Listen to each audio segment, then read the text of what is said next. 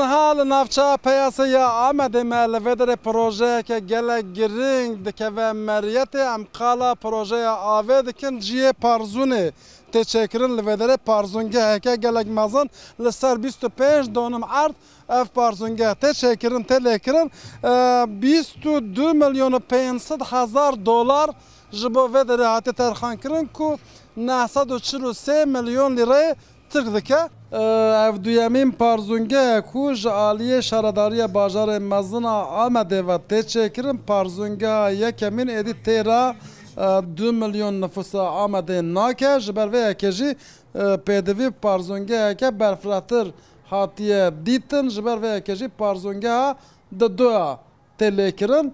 Bi müdûrê giştiyê dîskiyê re yê karûbarê avê re biaxivin birêz Mehmet Şerîfoğlu ka çi dibêje derbare vê yekê de ser xêre be pîroza pêşî be. Savî spas malava ve serçaveratım.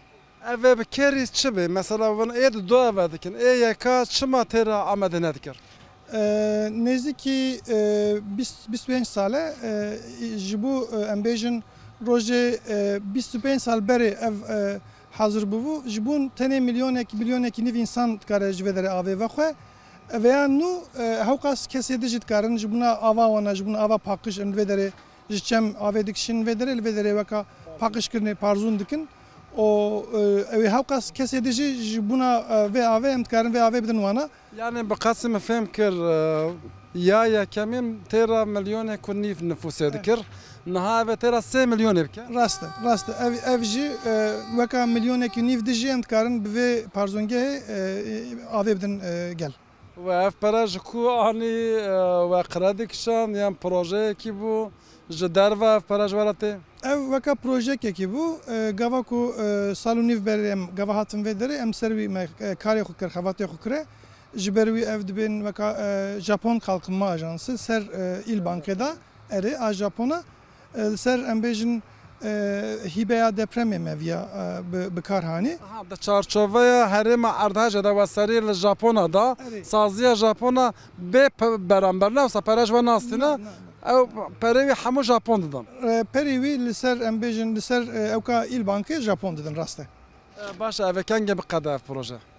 Normalde projeksiyona me li ser 405 roje ama em xevatê me ew ê daha zû biqedin em sa texmîn dikin. Salekî de hûn ê biqedînin? Em dibên em bi nava salekî de vê derê biqedînin. Ji bo bajarên din jî dibe nimûneyekî? Bi rastî Diyarbekir ji bo pirê bajara aslan nimûneyeke em bêjin em projeyê sereke ew dikin pêşiya çend mehberê me yekî jî li Şilbê weka modüler tesis me ava kir. Li Türkiye'de proje yekemîn bû. Evî jî di saniyê da nêzîkî 3.2 metreküp saniye av diherikîne divir da ev jî projeka pir mezin e. Pirsa dawê ez ê bikim millet ji heqê avê bigazine dibe bihabiya ava Amedê.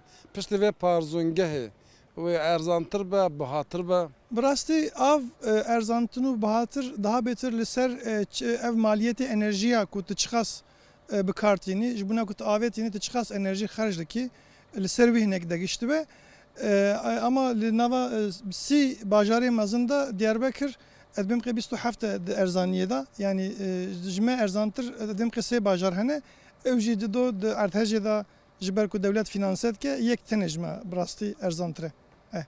Gelek spas. Spas xweş.